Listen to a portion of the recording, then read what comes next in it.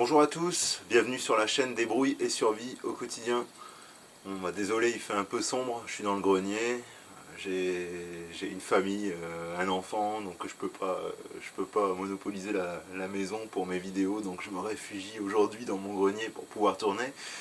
Voilà, petite vidéo rapide pour commenter un petit peu ce qui se passe actuellement en Ukraine, ça vous aura pas échappé, hein. Donc la semaine dernière, le conflit a éclaté, des bombardements, on a une invasion russe, on a aussi surtout un exode. Alors je profite de cette vidéo pour faire un petit peu voilà, une sorte d'analyse personnelle sur ce qui se passe d'un point de vue survivaliste.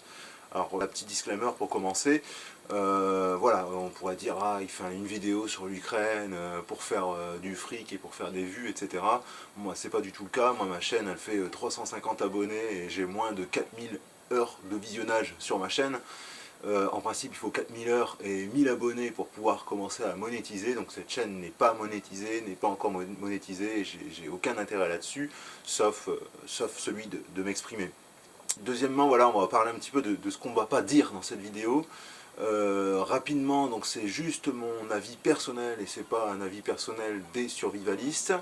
Je dis ça parce que moi, forcément, on a toujours des personnes plus ou moins bien intentionnées, des médias, etc., qui pourraient dire ah, les survivalistes disent ceci, disent cela. Donc voilà, c'est juste un avis personnel.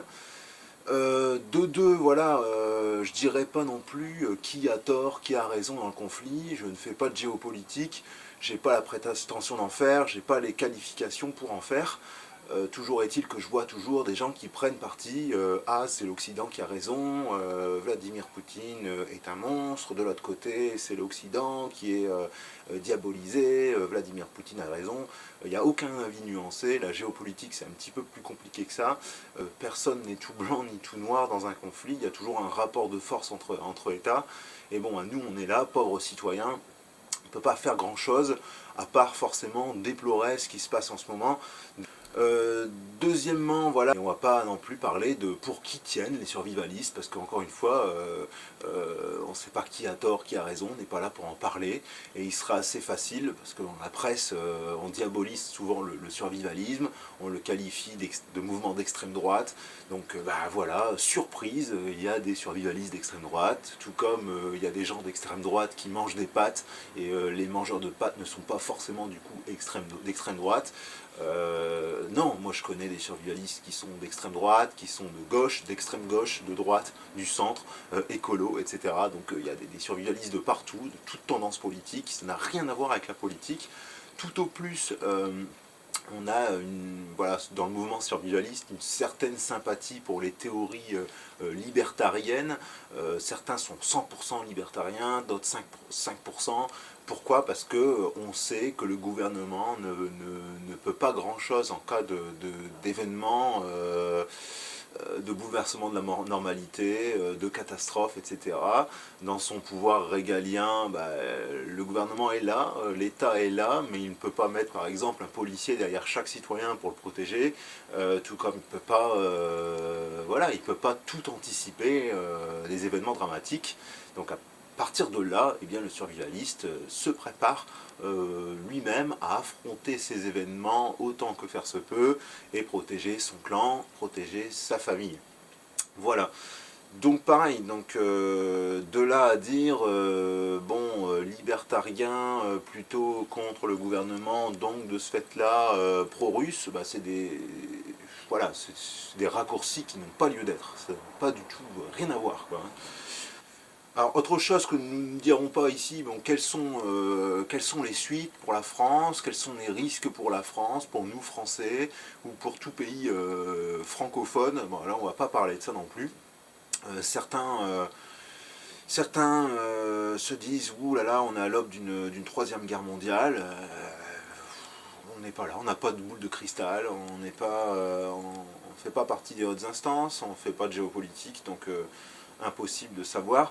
Toujours est-il que non, maintenant, dans l'économie actuelle, on a beaucoup plus d'interdépendance entre États que ce qu'on avait en 39-45 ou en 14-18. Avant, on avait voilà, des États avec une forte industrialisation, on produisait beaucoup en interne. Là maintenant, on a délégué énormément de choses partout dans le monde et c'est pareil pour tous les pays, donc on dépend tous chacun de l'un et de l'autre et donc du coup le jeu politique est beaucoup plus complexe et ce qui limite parfois aussi les risques de conflit, comme on a connu à l'époque. Après de là à dire qu'il n'y en aura pas, il n'y en aura plus dans le monde, non, je pense pas. Mais voilà. Derrière, revers de la médaille, c'est sûr qu'on va morfler avec le prix de l'énergie qui va monter, le prix de certains matériaux. On avait déjà une hausse des prix bien annoncée avec le Covid. Et je vous rappelle que voilà, les effets Covid, on ne les a pas encore tout à fait. Hein. Donc là, va s'ajouter en plus les effets de la guerre. Il faut s'apprêter demain à avoir des gros problèmes en termes de pouvoir d'achat. Ça, c'est clair. Alors, ceci étant dit, voilà, on va un petit peu parler de ce qu'on a vu, de ce que j'ai vu. Donc voilà, la Russie a envahi l'Ukraine. C'était voilà, la nuit de mercredi à jeudi. Et là, ça a été une attaque surprise. Et de nouveau, on retrouve tous les éléments qu'on retrouve également dans les phénomènes d'effondrement de la normalité. C'est-à-dire qu'on a connu, par exemple, nous, avec le Covid, c'était pas du tout le même risque, c'était pas du tout le même contexte, mais des supermarchés pillés, des mouvements un petit peu de foule, voilà, pour pouvoir faire des stocks, faire des provisions. Et bien là, c'est pareil, on a eu les banques qui ont été prises d'assaut, des distributeurs de billets complètement vidés, des supermarchés également entre guillemets pillés parce que tout le monde voulait faire des stocks de nourriture pour partir. On a eu également voilà, des moyens de transport complètement bondés, complètement à l'arrêt tellement il y avait du monde. Donc là, impossible de sortir de la capitale.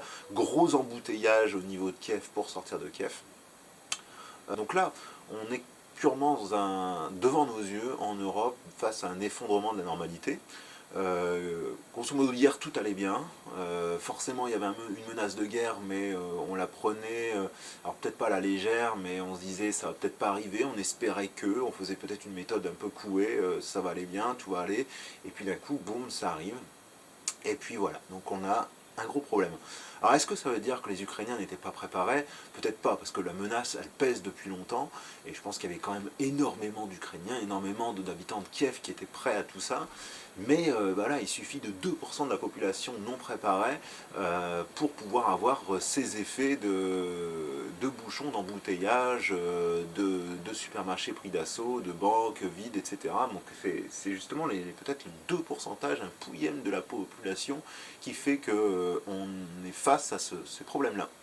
Certains avaient envisagé le pire, certains étaient déjà partis de la capitale, certains avaient fait leur plan d'évacuation, avaient leur sac d'évacuation, avaient préparé toutes ces choses-là, mais il y a toujours un pourcentage, voilà, même si c'est des menaces de guerre, même si ça semble imminent, il y a toujours un pourcentage non préparé. Et c'est normal. C'est normal parce que voilà, il y a des personnes qui sont grabataires, impotentes, qui ne peuvent pas forcément anticiper, des personnes qui sont déficientes voilà, intellectuellement, qui ne sont pas prêts à ça, et qui ont eux-mêmes voilà, des aidants qui ne sont pas là forcément au bon moment, etc. Donc là, forcément, mis bout à bout, toute cette population, eh ben, il y a quand même un pourcentage de personnes non préparées. Il y a aussi des personnes qui sont en capacité d'être prêtes, qui étaient peut-être prêts, mais la vie continue, on va au travail, on se dit la guerre ne va pas éclater demain, on fait le stock d'essence dans le réservoir, on fait le stock de vivres dans la voiture, et puis d'un coup ça diminue, et on se dit non mais ça va pas arriver demain, j'irai après-demain, et puis en fait boum, ça arrive demain, et là on se retrouve démunis, parce que le stock de nourriture qu'on avait fait a un peu diminué, le réservoir maintenant il n'y a plus qu'un quart d'essence, et puis il faut y aller, il faut partir. Voilà. Il y a aussi parmi les problèmes l'incrédulité. Certains se sont dit la guerre est impossible. Ce sont des menaces en l'air. On est au XXIe siècle, c'est impossible qu'il y ait la guerre sur notre territoire. Il y a le jeu diplomatique, ça va s'arranger. Et voilà, c'est humain. On est dans un contexte où on est, voilà, nous occidentaux, plutôt plutôt avec le confort, plutôt on nous a appris à l'école que la Seconde Guerre mondiale, ça a été horrible et depuis on a scandé plus jamais ça. Et voilà, cette espèce d'idée qu'il n'y aura plus de guerre est ancrée au plus profond de nous et on n'y croit pas et pourtant elle arrive. Alors les effets de tout ça, bah forcément, comme je disais, supermarché, banque vide, moyens de transport complètement blindés, embouteillage, pompe à essence complètement saturée. Les effets sont classiques pour tout type d'effondrement de la normalité, hein. Ça pourrait être le cas aussi voilà, lors d'une pandémie, lors d'un problème quelconque. À ceci s'ajoutent aussi les problèmes très spécifiques en Ukraine, à savoir des bombardements. Donc là, la ville se retrouve bombardée, on va partir, on doit partir avec sa famille. À partir de là, bah, le risque est démentiel. Hors de question, si on est parti, de pouvoir repartir chez nous après pour chercher un truc qui manque, un bagage, on a oublié la chaise du bébé, on a oublié le chauffe-biberon, on a oublié de prendre le lait pour le bébé, on a oublié de prendre les couches, etc. Non, on a très peu de temps pour se préparer et boum, on doit partir. Donc ça c'est vraiment très spécifique. Ça veut dire aussi que certains ont pu partir, certains ont pu prendre la route pour partir et d'autres ont dû rester sur place pour de multiples raisons. Et quand on est sur place, eh bien, maintenant on voit plein de monde terré dans les caves qui se transforment en abris anti-bombardement ou dans les stations de métro également. Alors, autre contexte, c'est que là, on a un fort exode vers la frontière roumaine, vers la frontière polonaise. C'est un exode qui était inattendu et massif. Donc on se retrouve avec 500 000 personnes qui quittent leur territoire d'un coup. Donc on part soudainement, on part aussi vers l'inconnu, le trajet va être compliqué, on a peur de tomber aussi sur l'ennemi, on a peur aussi de la route à effectuer, on a peur de l'attente parce qu'on a des kilomètres, des dizaines de kilomètres de bouchons, et en plus de ça, on part vers l'inconnu, on part vers un pays où on ne connaît pas forcément quelqu'un, donc ça joue aussi forcément émotionnellement parlant. On ne sait pas, alors certains ont un plan d'action, certains ont des amis à l'étranger, certains ont des amis en Pologne, en Roumanie, peut-être, pourquoi pas, mais bon, on n'a pas, les 500 000 personnes n'ont pas justement un parent qui se situe ailleurs. Également, autre chose à prendre en compte, c'est qu'on a la séparation des familles. Et ça joue aussi. Pendant l'exode, on peut avoir des familles qui se retrouvent séparées. À l'intérieur de Kiev, ceux qui sont restés sur place, qui sont dans des caves, qui sont dans des abris atomiques, peuvent avoir aussi, lors de mouvements de foule, des familles, des clans qui sont séparés. Et également maintenant aux frontières, depuis que la mobilisation générale a été déclarée ce week-end, eh bien, les femmes et les enfants sont à la frontière et les hommes en capacité de se battre doivent repartir en Ukraine, à Kiev, pour pouvoir défendre le pays. Donc là, à partir de là, bah, imaginez émotionnellement parlant, vous êtes une femme, vous avez à assumer l'exode, vous avez voilà, à protéger vos enfants, à protéger votre clan, et en plus de ça, votre compagnon, votre mari, doit partir, en plus sur le front, donc il est susceptible aussi de se faire abattre. Imaginez un petit peu ce que ça peut être. Hein. Donc là, on est vraiment dans une rupture de la normalité, niveau plus. Alors on ne va pas s'éterniser sur la question, mais il faut en tirer quand même quelques leçons. Déjà, le survivalisme, c'est sûr que ce n'est pas une passion en tant que telle, ce n'est pas un amusement, ce n'est pas un ensemble de fantasmes. On connaît certains survivalistes qui n'espèrent pas la guerre, mais qui se disent « Ah, s'il y avait la guerre, je ferais ceci, je ferais cela ». Non, ça ne marche pas comme ça. Les plans sont toujours bouleversés et la guerre est toujours quelque chose d'horrible. On ne peut pas imaginer ce qui peut se passer en temps de guerre. C'est impossible. Donc il faut vraiment se concentrer sur les choses essentielles, sur la famille, sur l'hygiène, sur l'évacuation, sur un plan d'évacuation, sur un sac d'évacuation, avant de penser à l'homme de ses fantasmes, des films d'action, etc. Voilà. La guerre n'est jamais comme on l'imagine.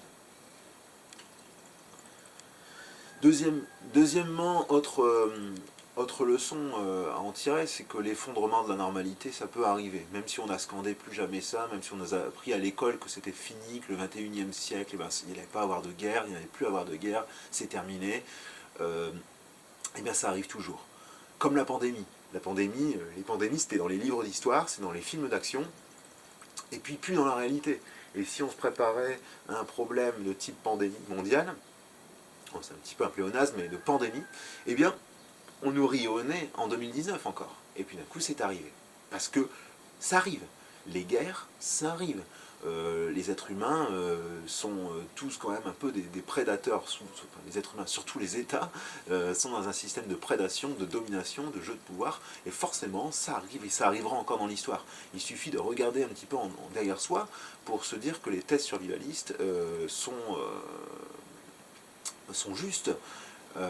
C'est pas parce qu'il n'y a pas eu de conflit sur notre territoire durant plus de 75 ans qu'il n'y en aura plus. On n'a jamais eu un siècle sans guerre, sans épidémie, sans gros problèmes. Et c'était comme ça avant et ça sera comme ça toujours maintenant. Donc il ne faut pas se voiler la face, il faut juste s'y préparer. Il ne faut pas l'espérer, comme certains survivalistes pourraient l'être, hein, une frange très, très limitée, mais certains, on sait très bien, fantasment tellement qu'ils espèrent que leur préparation servira à quelque chose. Non, moi je préfère me préparer et prier pour que ça n'arrive pas, tout simplement. Alors, deuxième leçon, il faut être tous prêts. Peu importe pour quel risque, là il y a la guerre, c'était la pandémie, ça peut être l'incendie de sa maison, ça peut être une tempête, ça peut être un mouvement localisé, enfin un problème localisé, ça peut être un problème régional, un problème national. Mieux vaut être prêt à affronter différents risques. Ça passe par avoir sur soi toujours quelques outils pour pouvoir se sortir de problèmes divers, donc on appelle ça un EDC, Everyday Carry, ce qu'on porte sur soi au quotidien. Ça passe par un EDV, donc une sorte d'EDC véhicule, EDC voiture, avec de quoi pallier à certains problèmes sur la route. Ça passe par un stock alimentaire à la maison. Ça passe aussi par, pourquoi pas, un stock alimentaire portatif. En cas d'évacuation, on a juste une caisse à saisir, à mettre dans le coffre de la voiture, et on sait qu'on a à manger pour la famille pour 2 semaines. Ça passe par une préparation plus sur le long terme, sur sa maison, sur isoler sa maison, la rendre autonome, avoir plusieurs sources d'énergie pour se chauffer, pour cuisiner, pour obtenir de l'eau, voilà, la dépendance en eau, avoir un petit jardin, etc. Donc il y a énormément de préparation survivaliste pour des crises de type, voilà, de type perte de pouvoir d'achat, voilà, problème soudain d'effondrement de la normalité qui fait que l'on reste chez soi et qu'on doit survivre chez soi, mais aussi prévoir l'évacuation. Donc ça passe par un sac d'évacuation, la préparation aussi d'un plan d'évacuation.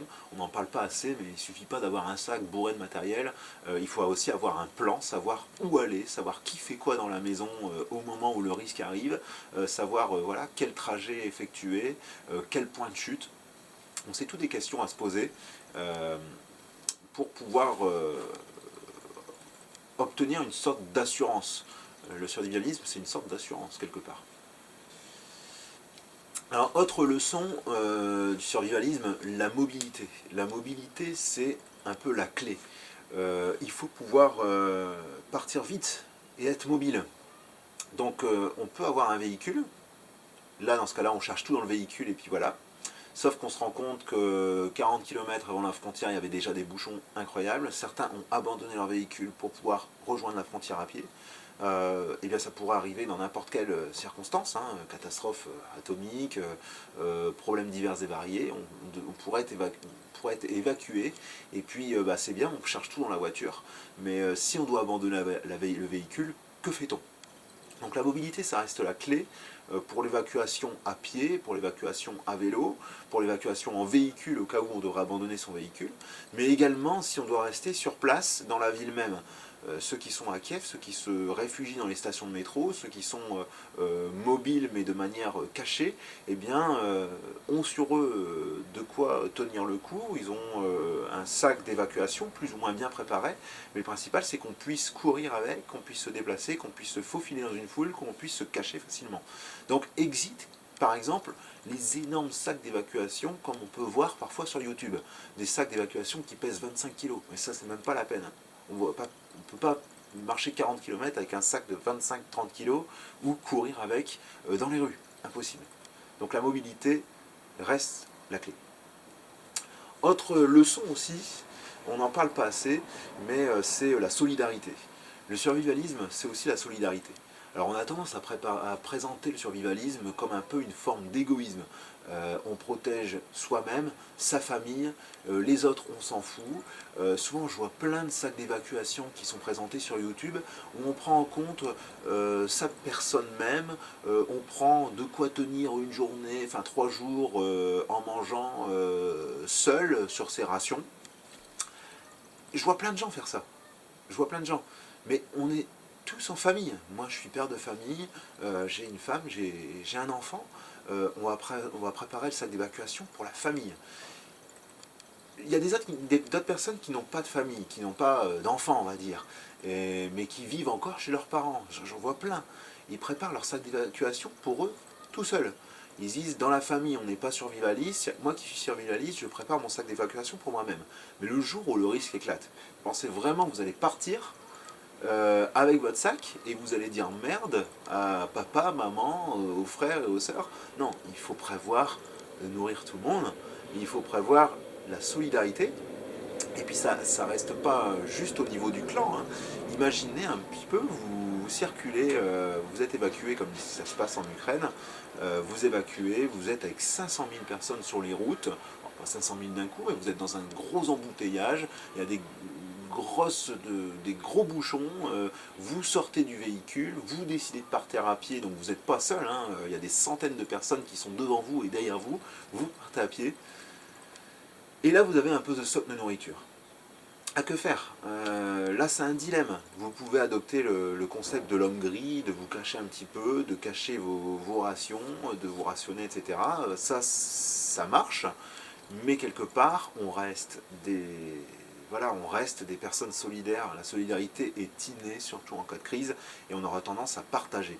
Donc moi, ce que je préconise, c'est que si on peut emporter dans un véhicule des stocks supplémentaires, si on peut prendre 3, 4, 5 fois ce qu'on est en capacité d'emporter, prenons vraiment le maximum, parce que autour de nous, certains en auront besoin de matériel médical, auront besoin de nourriture, peut-être un vêtement, peut-être un outil.